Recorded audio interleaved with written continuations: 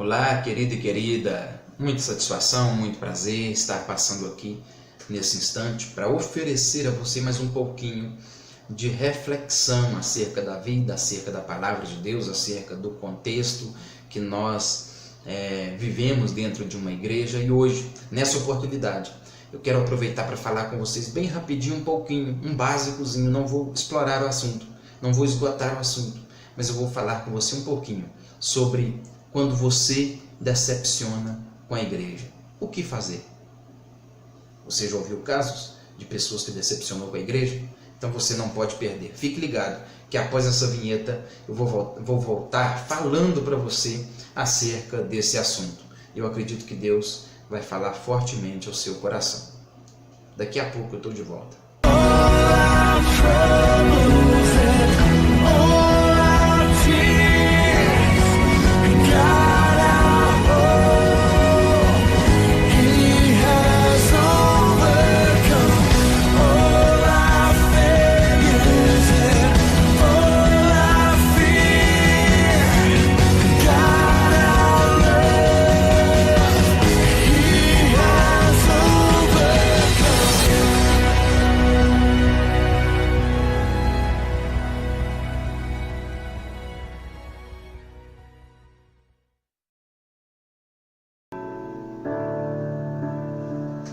Muito bem, muito bem. E aí, vocês gostaram? Isso aí.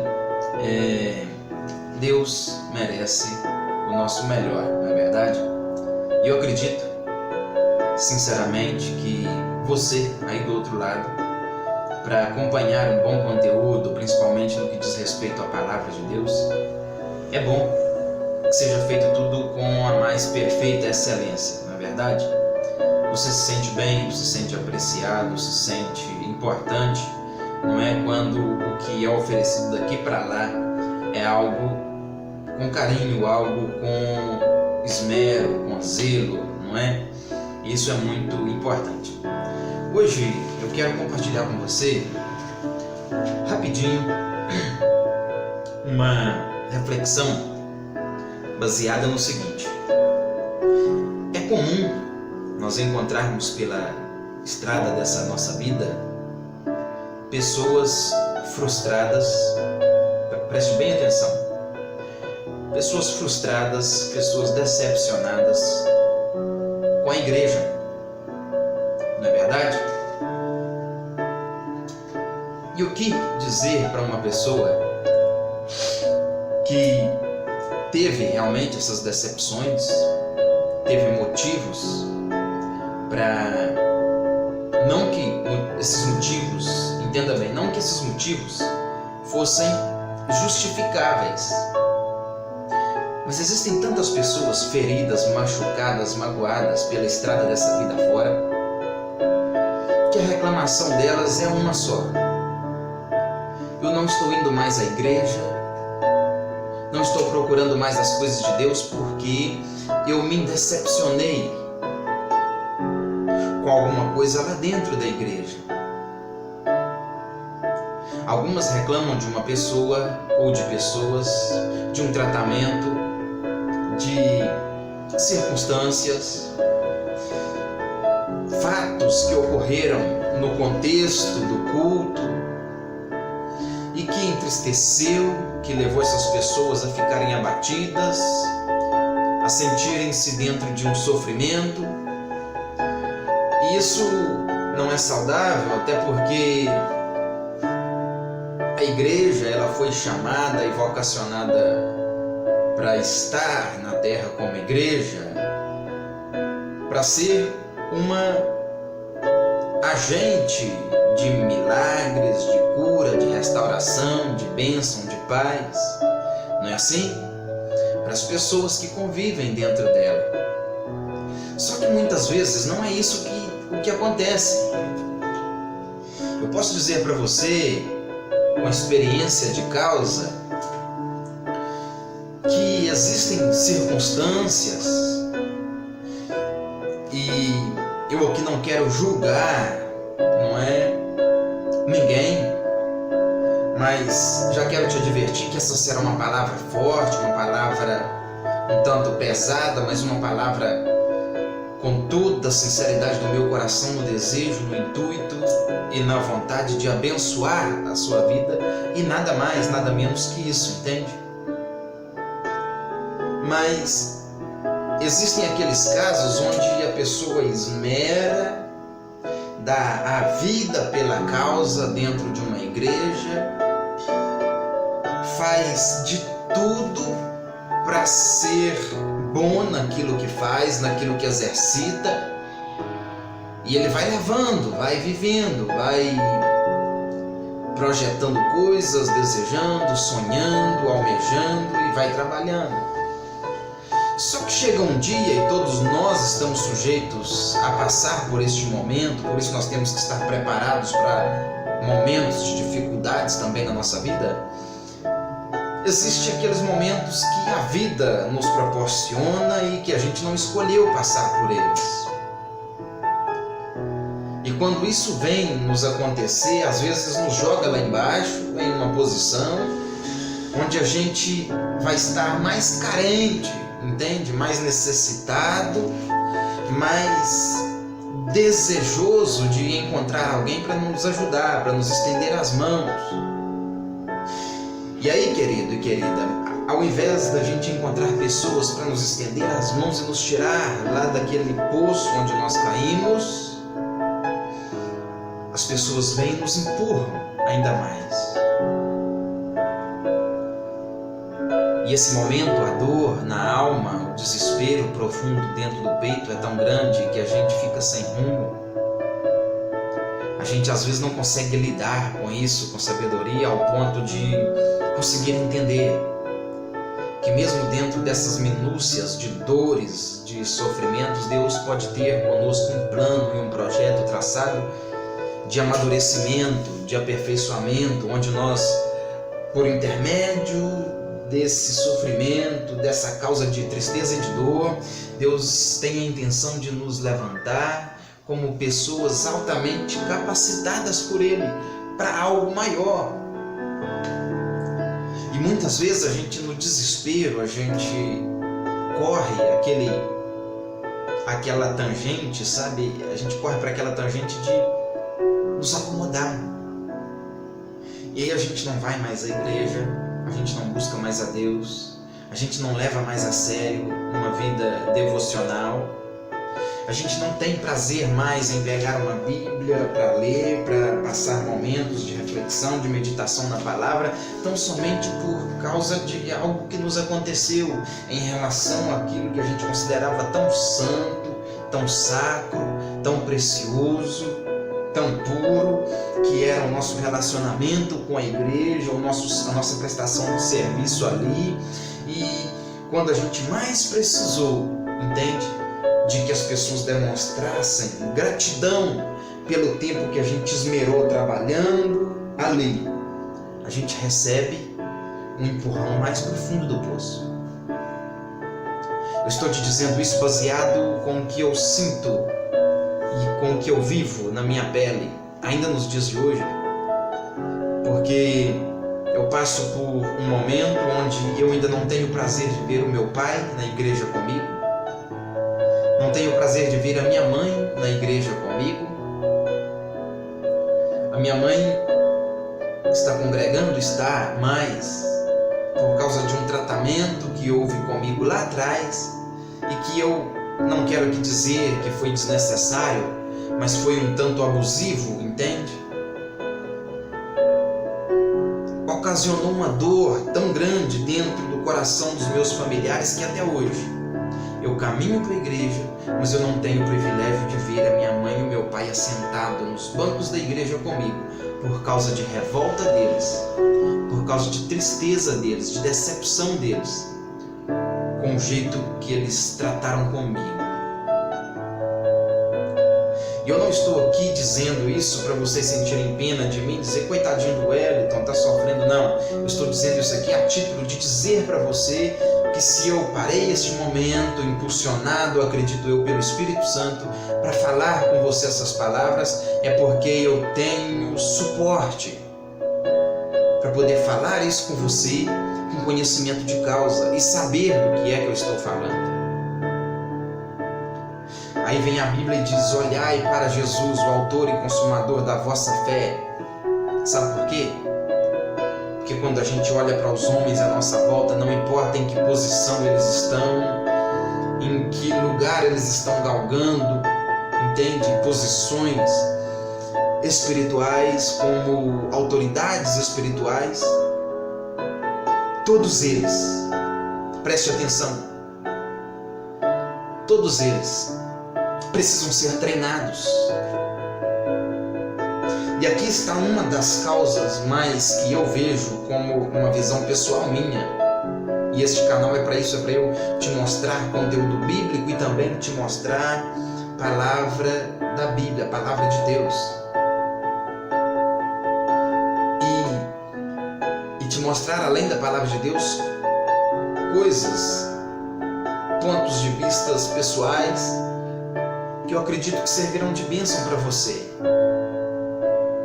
Mas eu vejo que há uma falta de treinamento tão grande, porque assim como na política, muitas vezes a gente vivencia quadros horríveis, não é?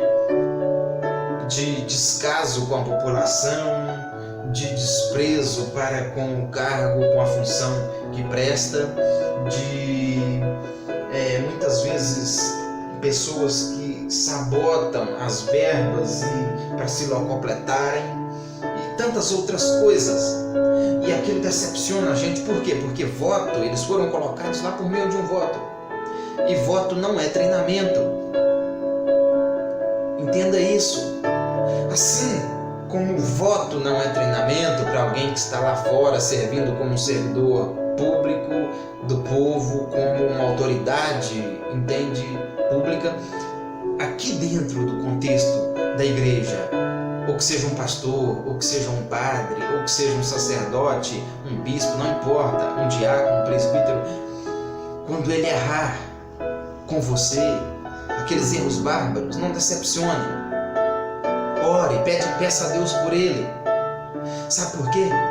Porque ele foi colocado ali pela confiança que pessoas prestaram a ele e o puseram ali. Talvez o fizeram em torno disso um ritual de consagração, não é? Dependendo do cargo que ele for assumir, e empossou ele ali e disse: agora você está habilitado para servir aqui. Só que não é assim. Eu pergunto: este alguém foi treinado? Este alguém foi trabalhado? Esse alguém foi lapidado por dentro para que ele possa entender que ser humano não é ciborgue, ser humano não é robô, ser humano tem sentimentos, ser humano tem pensamentos. A gente vê líderes fazendo coisas bárbaras dentro do contexto religioso que a gente fica de queixo caído, e muitas vezes a gente decepciona por causa dessas atitudes. Porque preste bem atenção, tudo o que um líder faz, ele passa uma lição com isso, porque está todo mundo de olho nele. E quando o líder erra, talvez seja por isso que há essa falta de compreensão, entende?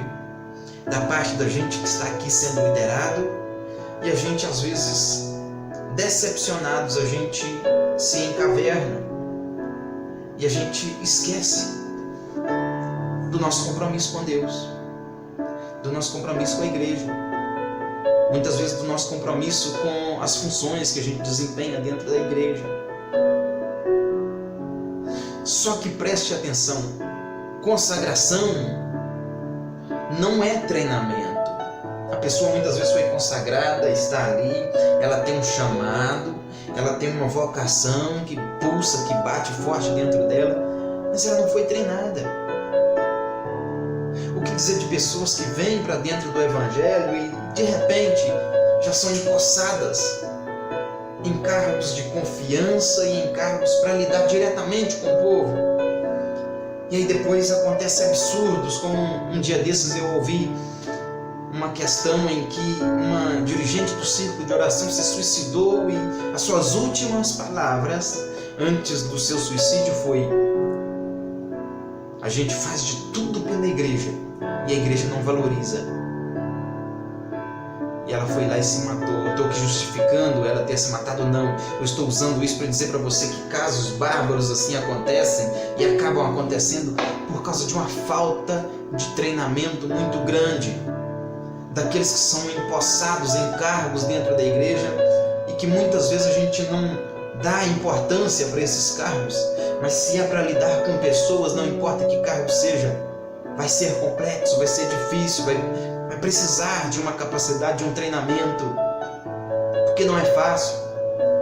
E aí a gente entra em um cargo desses, a gente não tem sabedoria para lidar com as pessoas de diferentes temperamentos, de diferentes tipos de comportamentos. E aí quando a gente pega uma pessoa que tem um padrão de comportamento avesso ao da gente, a gente logo entra em choque. Machuca essa pessoa porque a gente está em uma posição de empoderamento, está sobre essa pessoa e a gente pode usar do poder, mas não devemos. E a gente acaba usando do poder que está sobre as nossas mãos para dar aquele empurrão na pessoa mais para baixo ainda. E muitas vezes, quando essa pessoa precisou mais das nossas mãos, é que a gente machuca, é que a gente exclui, é que a gente joga fora. Com a nossa atitude mesquinha, imbecil, ignorante, imatura e muitas vezes, como diz a Bíblia, carregada de uma sabedoria animal. Sabe, a sabedoria animal, ela me diz, eu devo matar o outro para estar no lugar dele, eu devo matar o outro para sobreviver. E muitas vezes acontece isso. Um sentimento maligno do inferno entra no nosso coração e nos leva a sujeitar pessoas tão importantes na nossa vida, tão importantes no contexto cristão, tão importantes dentro da igreja, mas nos leva a sujeitar essas pessoas a situações e circunstâncias que elas se sentem abafadas, pressionadas. E o único escape que elas veem às vezes é não voltar mais à igreja, é não pensar mais em ir congregar, entende? Porque se elas vão chegar dentro da igreja, vão se sentir frustradas, decepcionadas, entristecidas. E se eu for na igreja para sentir triste, decepcionado, para baixo, o que é que eu vou fazer na igreja? Que Deus te use, líder, não importa em que área você esteja liderando, se 2, 3, 4, 5 pessoas, 10, milhares, centenas, não importa. Que Deus te use como bênção para a vida dessas pessoas. Que Deus tenha te permitido entrar aí no cargo que você foi empossado para servir de bênção, para servir de canal de Deus, para saber valorizar, para saber dar a devida importância para as pessoas que trabalham com você, porque quer saber de uma coisa? Você está aí, você tem uma grande oportunidade de fazer amigos. Existem amigos que são mais chegados do que irmão. Eu sei disso, porque eu não tenho irmão do sexo masculino, mas eu tenho amigo em minha vida, amigos em minha vida, que em momentos de dificuldades eu não tenho constrangimento nenhum, não importa qual seja a dificuldade que eu esteja passando, eu não tenho constrangimento nenhum de dizer para eles, ore por mim, me ajude, eu estou precisando, eu estou fraco, eu estou com essa necessidade, me ajudem. E eles estão sempre dispostos a me ajudar. E muitas vezes o irmão, quando a gente precisa dele, ele tira o corpo fora.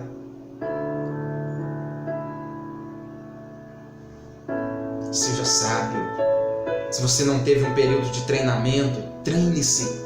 Hoje tem tanto jeito, tantos meios para a gente adquirir conteúdo, capacitação, e a gente conseguir se ver uma pessoa capacitada. Eu poderia estar falando para vocês aqui tudo isso que eu estou falando sem uma capacitação para isso? Não. Sem dominar o assunto? Não. Eu dominava esse assunto lá atrás? Sempre? Não. Desde sempre? Não. A vida vai nos amadurecendo e a gente tem que fazer a nossa parte de correr atrás, de pesquisar, de parar para ouvir, de assentar, de ser discipulado. Seja bênção na vida daqueles que você lidera. Você está tendo oportunidade, como eu disse e repito, de construir amizades, E muitas vezes você está ferindo pessoas, está machucando pessoas.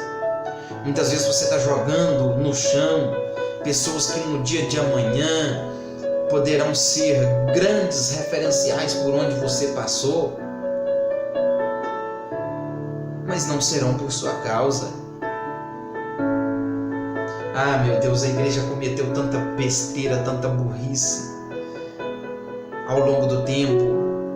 É comum hoje a gente chegar em alguns lugares, eu não queria nem entrar nesse detalhe aqui, mas encaixa, sabe? E o coração arde, deixa eu falar, porque vai servir de bênção para alguém aí do outro lado.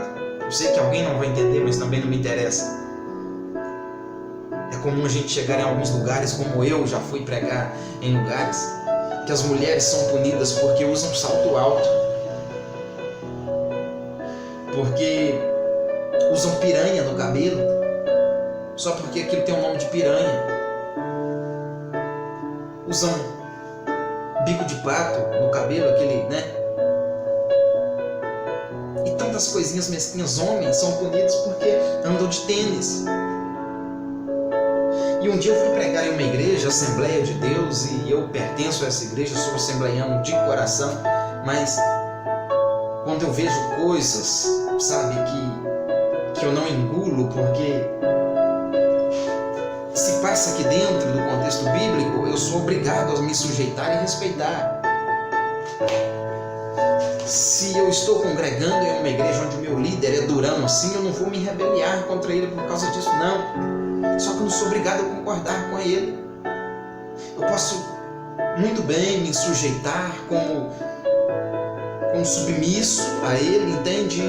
Me sujeitar ao tratamento dele e deixar que ele me leve, que ele me conduza dentro daquela situação, para eu não sair dali, para eu não criar tumultos, mas sabendo muito bem que eu não estou preso ali porque aquela que é a verdade, sabe?